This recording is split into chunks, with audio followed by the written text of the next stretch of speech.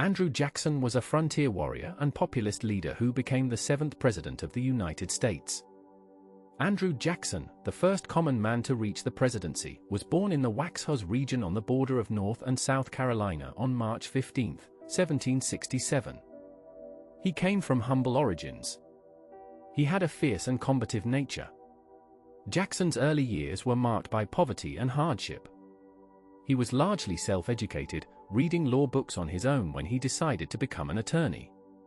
Then in his teenage years, both his mother and his brothers died, leaving the young Jackson an orphan at age 14. Andrew Jackson grew up angry and alone, shaped by loss and the brutal realities of frontier life. Andrew Jackson was a man of violence and honor. He participated in numerous duels throughout his life. In 1780, during the Revolutionary War, Jackson as a 13-year-old boy served as a courier for the Continental Army. He fought against the British in the Carolinas. When he was captured by British soldiers, he was struck with a sword for refusing to clean an officer's boots. The scar on his face remained for the rest of his life, a permanent reminder of British cruelty. After the war ended, Jackson moved west to the frontier town of Nashville in what would become Tennessee. He practiced law and quickly made a name for himself as a tough, uncompromising man who would not back down from any challenge. In 1791, Jackson married Rachel Donaldson Robards. The marriage became controversial because Rachel had not yet been legally divorced from her first husband when she and Jackson wed. They remarried in 1794 after the divorce was finalized, but the scandal would haunt them for decades. Jackson was fiercely protective of his wife's honor. He fought multiple duels defending Rachel's reputation. In 1806, Jackson killed Charles Dickinson in a duel after Dickinson insulted Rachel. Dickinson shot first, hitting Jackson in the chest near his heart. Jackson absorbed the bullet, steadied himself, and fired back, killing Dickinson instantly. Jackson carried that bullet in his chest for the rest of his life. Jackson accumulated land and wealth in Tennessee. He became a plantation owner and a slave owner. He owned dozens of slaves who worked his property, the Hermitage, outside Nashville. Jackson was part of the Southern plantation aristocracy, even though he had risen from poverty. He served in the Tennessee militia and was elected as Tennessee's first representative to the United States Congress in 1796. He also served briefly in the Senate.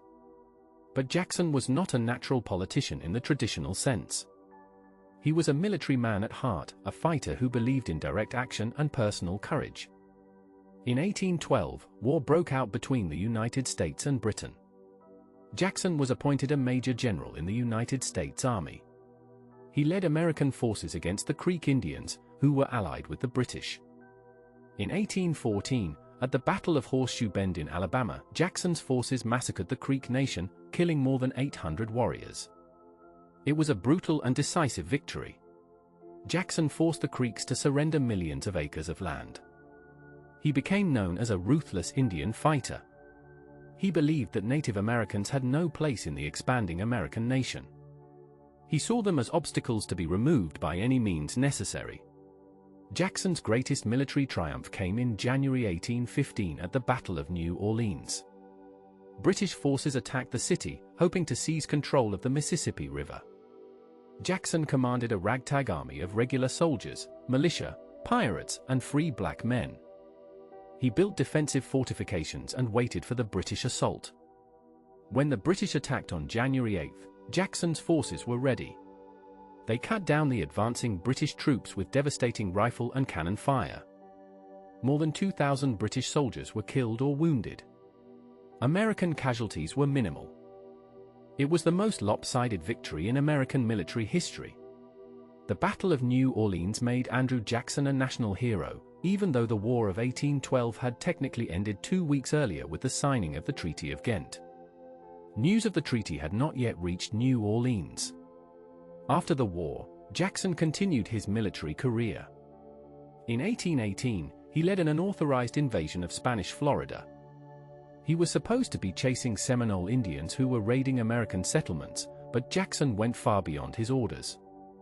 He captured Spanish forts, executed British subjects he accused of inciting the Indians, and essentially conquered Florida for the United States. His actions created an international incident. Spain protested. Britain was outraged. Some members of Congress wanted Jackson court-martialed. But President James Monroe and Secretary of State John Quincy Adams defended Jackson's actions. Spain, weakened and unable to defend Florida, eventually agreed to sell the territory to the United States in 1819. Jackson had forced the issue through military aggression. Jackson was appointed the first military governor of Florida in 1821. He served for only a few months before returning to Tennessee. But his ambitions were growing. He wanted to be president. In 1824, Jackson ran for president in a crowded field of candidates. He won the most popular votes and the most electoral votes, but he did not win a majority in the Electoral College. Under the Constitution, the election was thrown to the House of Representatives. Henry Clay, who had finished fourth in the election, threw his support to John Quincy Adams. Adams was elected president, and he then appointed Clay as his Secretary of State. Jackson was furious. He called it a corrupt bargain. He believed the presidency had been stolen from him. He spent the next 4 years preparing for another campaign. In 1828, Andrew Jackson ran for president again. The campaign was one of the ugliest in American history. Jackson's opponents attacked him as a murderer, an adulterer, and a barbarian. They brought up the scandal of his marriage to Rachel. They accused him of killing men in duels. They called him a military tyrant. Jackson's supporters fought back, attacking John Quincy Adams as an elitist and an aristocrat who was out of touch with common people. They portrayed Jackson as a man of the people, a self-made frontiersman who understood the struggles of ordinary Americans. Jackson won the election in a landslide. But the victory was bittersweet. Rachel Jackson died just weeks before her husband's inauguration. Jackson blamed his political enemies for her death. He believed the stress of the vicious campaign had killed her. On March 4, 1829, Andrew Jackson was inaugurated as the 7th President of the United States. Thousands of ordinary citizens flooded into Washington to celebrate. They mobbed the White House after the inauguration ceremony, destroying furniture and forcing Jackson to flee through a window. It was a symbol of the new Democratic era. Jackson was the first president who was not from Virginia or Massachusetts. He was the first president who was not from a wealthy, established family. He was the common man in the White House.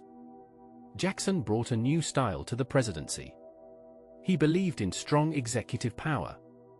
He saw himself as the direct representative of the people, and he was willing to use presidential power to achieve his goals.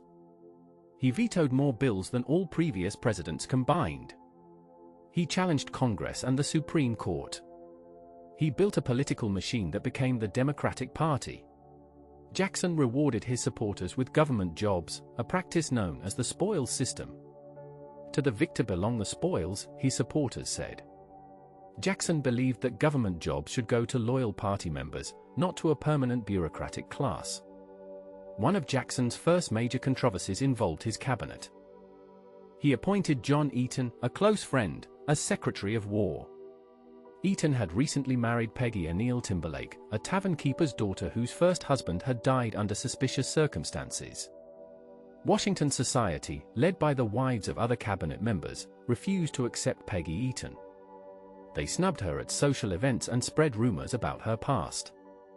Jackson, remembering how his own wife had been treated, defended Peggy Eaton fiercely. He held cabinet meetings to discuss her reputation. He demanded that his cabinet members force their wives to socialize with her. The Petticoat Affair, as it became known, paralyzed Jackson's administration for 2 years.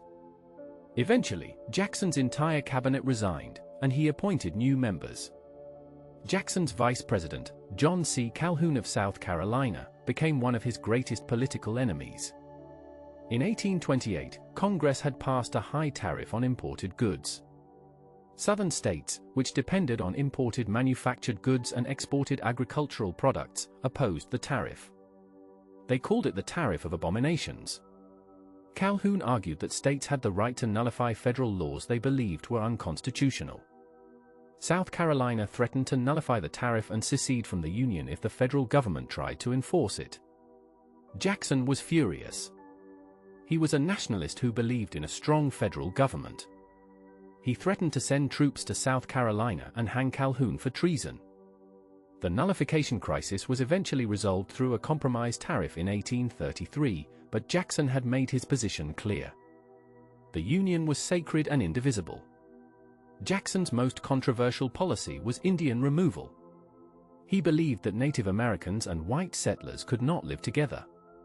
He wanted to move all Indians living east of the Mississippi River to lands west of the river, in what is now Oklahoma. In 1830, Congress passed the Indian Removal Act, giving the president power to negotiate removal treaties with Indian tribes. Jackson used this power aggressively. He forced tribe after tribe to sign treaties giving up their ancestral lands. Some tribes went peacefully. Others resisted. The Cherokee Nation in Georgia fought removal in the courts. In 1832, the Supreme Court ruled in Worcester v. Georgia that the Cherokee Nation was a sovereign entity and that Georgia had no authority over Cherokee lands. Jackson reportedly said, "John Marshall has made his decision, now let him enforce it." Jackson refused to enforce the Supreme Court's ruling. In 1838, after Jackson had left office but following policies he had established, federal troops forcibly removed the Cherokee from their lands in Georgia, Tennessee, and North Carolina. They were marched at gunpoint more than 1,000 miles to Oklahoma. Thousands died along the way from disease, starvation, and exposure. The Cherokee called it the Trail of Tears. It was one of the darkest chapters in American history.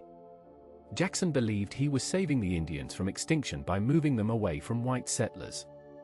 He saw himself as a benevolent father figure. But his policy was ethnic cleansing. It destroyed entire nations and cultures. Jackson also fought against the Second Bank of the United States. The bank was a powerful financial institution that controlled much of the nation's money supply. It was chartered by the federal government but privately owned. Jackson hated the bank. He saw it as a corrupt monopoly that benefited wealthy elites at the expense of ordinary people. He called it a monster. In 1832, Congress passed a bill to recharter the bank. Jackson vetoed it. His veto message was a populist manifesto, attacking the bank as un-American and undemocratic. Jackson's opponents in Congress could not override his veto. Jackson made the bank the central issue of the 1832 presidential election. He ran for re-election against Henry Clay, who supported the bank.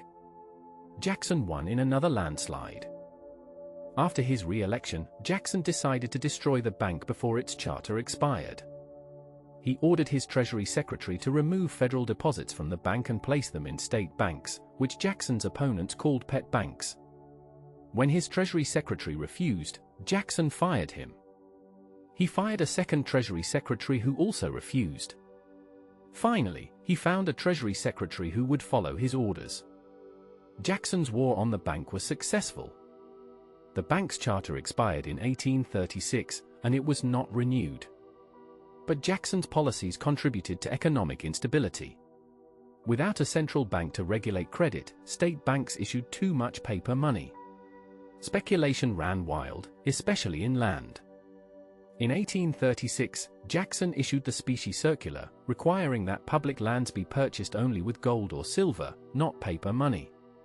The policy was intended to curb speculation, but it contributed to the Panic of 1837, a severe economic depression that began just after Jackson left office. Jackson survived an assassination attempt in 1835. Richard Lawrence, an unemployed house painter who believed he was the King of England and that Jackson owed him money, approached Jackson outside the Capitol and fired 2 pistols at point-blank range. Both pistols misfired.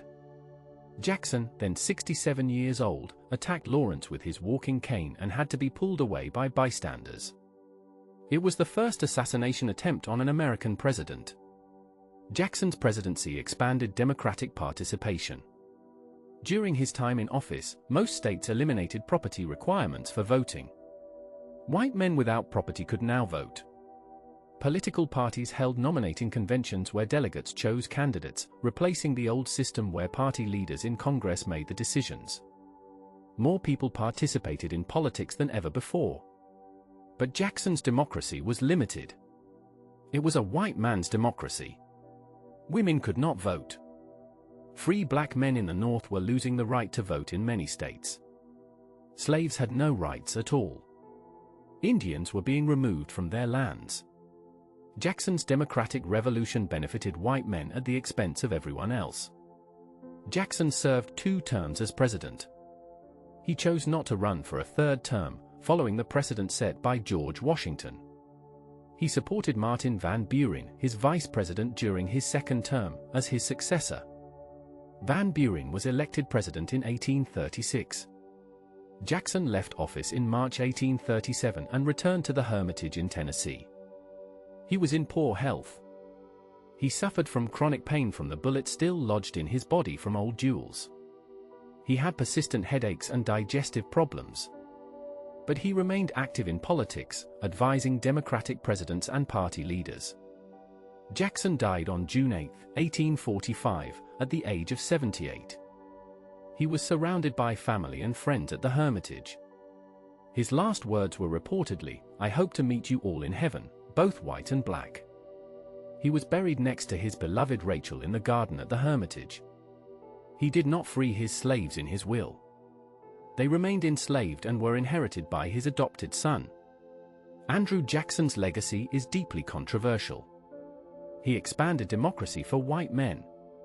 He strengthened the presidency and made it a more powerful office. He preserved the Union during the nullification crisis. He paid off the national debt, the only president ever to do so. He was a man of the people who fought against entrenched elites. But he was also responsible for the forced removal and deaths of thousands of Native Americans. He owned slaves and defended slavery. He used violence to solve problems. He ignored the Supreme Court when it ruled against him. He concentrated power in the executive branch in ways that worried his critics. Jackson was a man of contradictions. He was a champion of democracy who denied rights to most Americans. He was a nationalist who defended states' rights on issues like slavery. He was a populist who owned a plantation. He was a self-made man who benefited from inherited wealth and connections. He was loved by millions and hated by millions more. He transformed American politics and American society. For better and for worse, Andrew Jackson shaped the nation in fundamental ways. He was Old Hickory, tough and unbending, a frontier warrior who became president and used that power to remake America in his own image. His influence extended far beyond his presidency, defining an entire era of American history that bears his name, the Age of Jackson.